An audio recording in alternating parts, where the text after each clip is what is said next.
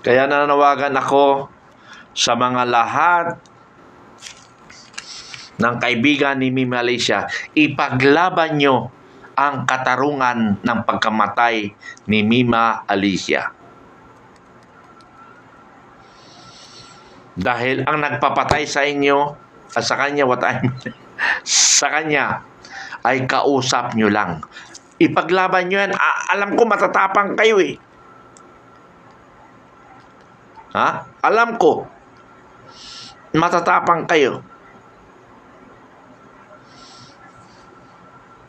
Alam ko matatapang kayo. Pero hindi nyo kaya ipaglaban ang inyong kaibigan. Ano yun? Kaya nanawagan sa kapwa vloggers ko na huwag maging content creator at huwag maging bayaran. Kasi kung bayaran ka, sinisigurado ko, pag mayroong mga mabibigat na papagawa sa inyo, sigurado ko itutumba kayo, and that is syndicate style.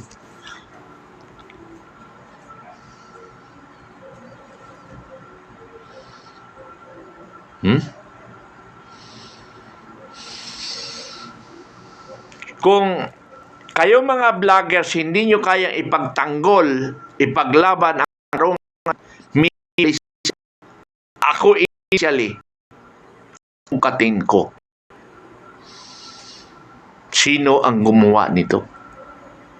The next episode ko, ipapaliwanag ko sa inyo in details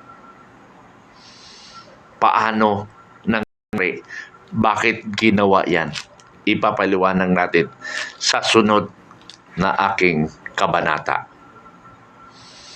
Okay. Punta naman tayo sa impeachment. Sa impeachment, wala pa rin tayong nakikita sino talaga ang magtatagumpay. Kung based doon sa presentation of evidence, tatalunin ang prosecutor. Tandaan nyo, based on the presentation of the document and witnesses, tatalunin ang prosecutor. Why? First, mahina ang mga witnesses, mahina ang dokumento evidence, mahina. Kasi parang bendalo lang, parang ginawa lang yun. So mahirap i-prove yun kasi mayroong cross-examine ng defense counsel at ng senador judges.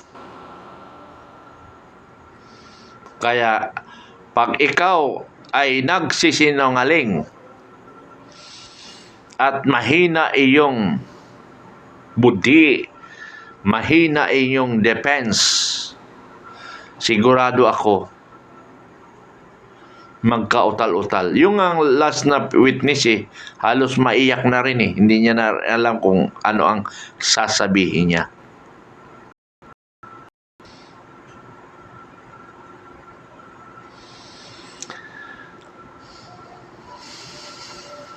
So, mga kaibigan ko, yung impeachment na yan, may balita ako talagang ipipin down si Inday Sara. May balita ako ipipin down talaga.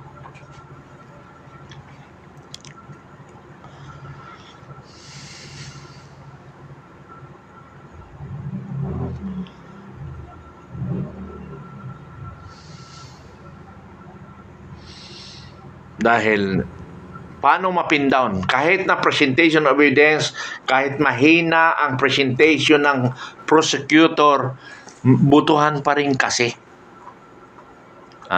Butuhan pa rin kasi. Ano yung butuhan pa rin kasi? 16 votes. So, kailangan nila, kasi 13 sila So, yung isang presiding judge ay hindi pwedeng bumoto. So, kailangan nila ng another 4 na senador para bumoto in favor of impeachment. Sino ang mga suspect natin na babaliktad? The remaining 9 senators.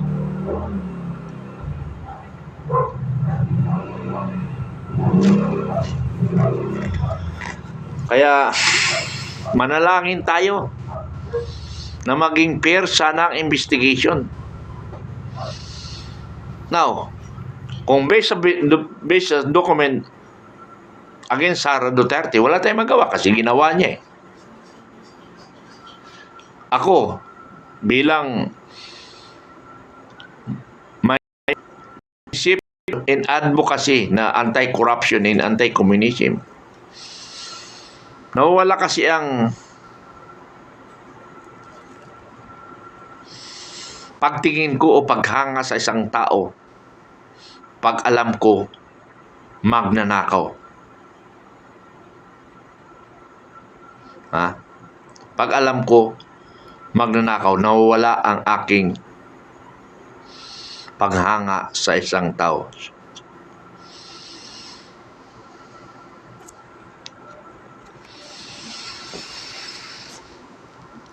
So, ang discussion natin ngayon kanina sa impeachment, Impeachment yung ating discussion.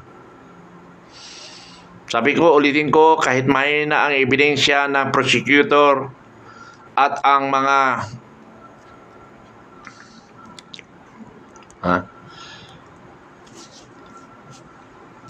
judges ay papabor sa kanila, talo pa rin si Inday Sara, ma-impeach talaga.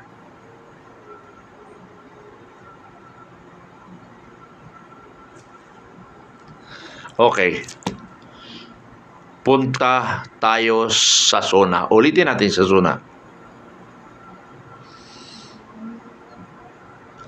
Doon ba sa zona may laman o wala? Para sa akin, bilang isang pangulo at tumahawak ng kaban ng bayan ng Pilipinas, na itong taon na ito ay 2026, mayroon siyang budget na 6.93 trillion. 6.93 trillion ang hawak niyang budget sa Pilipinas.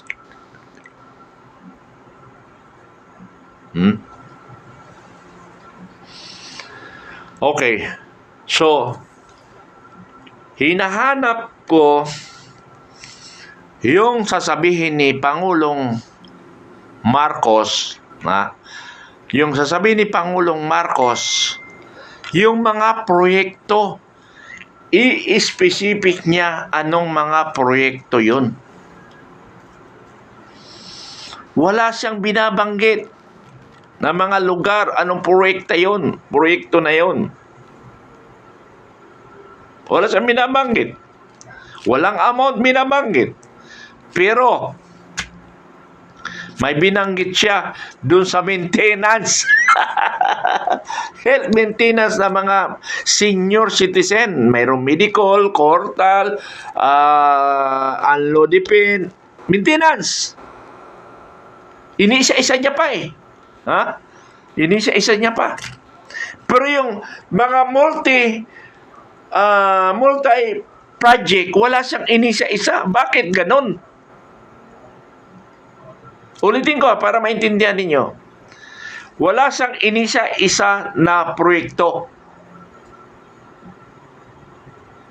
na walang amount.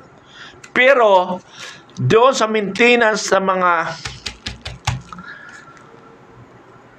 mga senior citizen katulad namin, binanggit pa, binanggit pa. Ipinagyabang pa. Hindi nga abutin ng 1 billion yun eh. Diyos ko naman, Apo. Hindi nga umabot ng 1 billion yun. Magkano ang billion to 6 trillion? 1.1? 0.1% na pinagyabang niya? 0.1% lang doon sa budget na hawak niya? Huwag mo nga kaming linlangin, kasi dyan ako nagagalit sa lahat ng Pilipino o sa lahat ng tao. Nalilinlangin nila na marami nagawa, Pero pag tinanong mo yung budget, may budget pala ng 1 billion, ang ginastos lang 1 million, 100 million. Nasaan ngayon ang 900? Ganun ang ibig ko sabihin.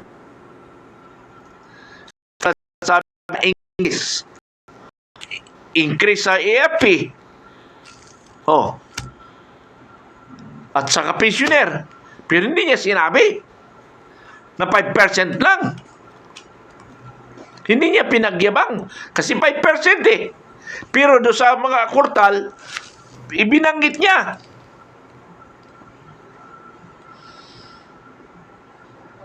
Ha?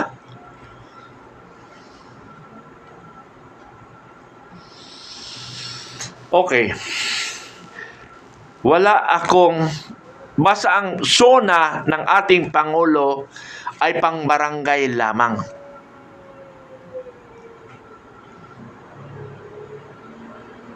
Ha? Pang barangay lang yung kanyang mga ipinagmamalaki.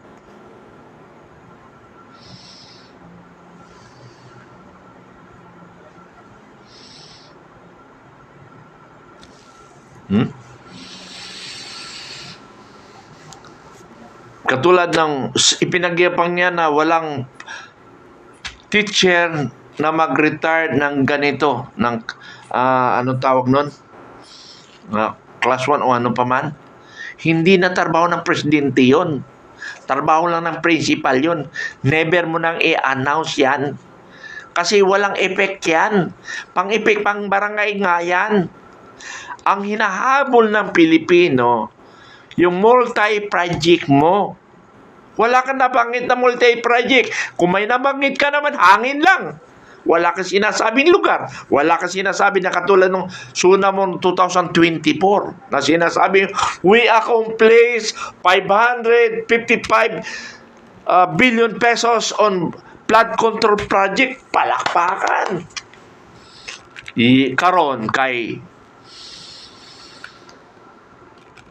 after 3 days, gimbaha man ang Pilipinas, hinanap ngayon yung 555 billion pesos of flood control project. Way nakita. Multo ang nakita. Ghost project pala yung 500 billion pesos. Kung mayroon man makita ka, siguro yung 550 million nakita nyo. Pero yung 500, yung 550 million, yun ang nakita. Pero yung 500 million ay hindi nakita. So, di ba, very clear na panlilindang yun? Ha? Tapos sinasabi niya mga pabahay sa kapulisan. Nagalit yung mga pulis sundalo eh. Sinasabi niya pinag-iabing housing. Wala man daw binanggit na lugar kung saan yung housing. Pero yung medical, binanggit. Tag-piso lang yung maintenance eh. 2 piso kasi generic. Ay, Diyos ko, apo. Hindi ko maintindihan ang Pangulo para bang ang kausap niya lang yung mga Diyos ko. Pangulong Marcos, magbago ka na. I'm sorry. I'm not anti-Marcos. I'm not anti-government. But karapatan natin punain ang mali. Kaya nga umalis ako sa Marcos eh. Kasi nga ayaw kong matag o magamit ng mga sindikato. Tingnan nyo. Sa pensyon namin, napapasokan na ng sindikato. Ha? Without me, yung 4.9 billion pesos, ulitin ko yung 4.9 billion pesos, kung wala ako, tapos na yung 4.9 billion. Pinaghati-hatian na. Ngayon, nahirapan ngayon silang i-recall yung 4.9 billion. Kaya ang ginagawa nila sa mga pensioner, paisa-isa na lang binibigyan. Para yung paisa-isa na lang, abutin ng 20 years, patay na lahat yung mga pensioner. So, hindi na sila magbabayad kasi patay na eh. Anong katarantaduhan ngayon nito? Although, hindi lang sa panahon ni Marcos yan. Nagsimula yan kay si Duterte. 2017, ni-release ng DBM ang pera na yan. After 2018, hininto nila yung 18 billion plus. Then, yung 4.9 billion itinira nila. Na-find out ko during their briefing sa akin, nagreklamo ako na 2018 differential, hinabol namin, na-find out ko na lumitaw. Mayroon pa palang 4.9 billion. Ayun nag-brief sa akin, na-relieve. Bakit? Napagalitan eh. Sabi sa akin yung task force differential commander, Sir, hindi naman ako nakikinabang dito, sir eh. Sabi nga ng pamilya ko, umalis ka na nga dyan sa task force differential net. Binibira ka ng bibili ng gagong mitra na yun. Hindi ka naman nakikinabang. Therefore, positive. Positive yung 4.9 billion. Kung wala si Mitran, ano nangyari sa 4.9 billion? Biro mo, pinagati-hatian lang. 4.9 billion. Magkaroon ka lang 1 billion, mayamang ka na. Hanggang kaapo-apuhan mo na yung pera na yun. Kung mahirap ka lang ha. Ngayon, kung negosyante ka, mapapalago mo pa yun.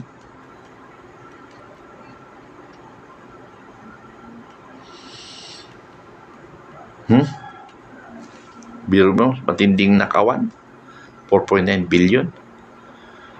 Sir,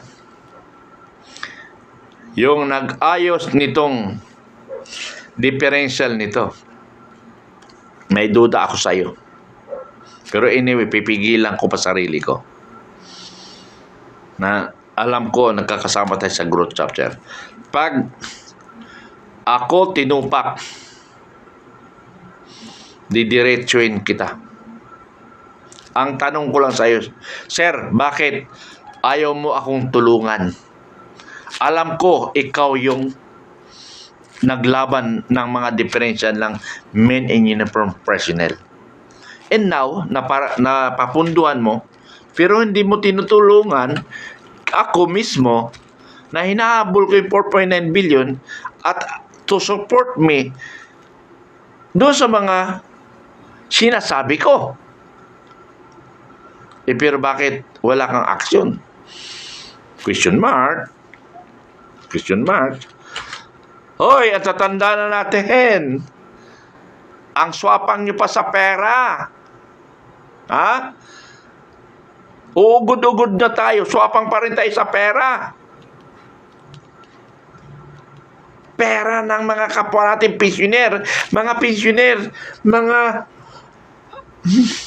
Ano ito? Mga naghihirap, may mga picture pa na baldado na sila. Sabi ko, kahit anong drama mo, kung ang kausap mo sindikato, mas gustuhin pa nga niyang mamatay ka eh, para hindi ka na makapag-claim eh.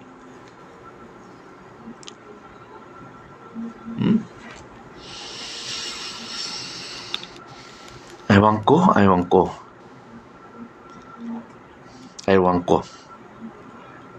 Pero sabi ko nga sa inyo, kapwa ko vloggers, isa na rin ako sa tina-target. Ha? Dahil, biruin mo 4.9 billion yung hinahabol ko. At hindi na kaya nilang ilabas kasi ilang kaya nagparty-party doon. Ilan kaya ang nagparty-party doon sa 4.9 billion? So duda ko, EFP, National Defense, DBM, Land Bank, at saka connected pa ito siguro sa Anti-Retive Authority or Malacanang Center. Ha? Ang laki ng pera nun.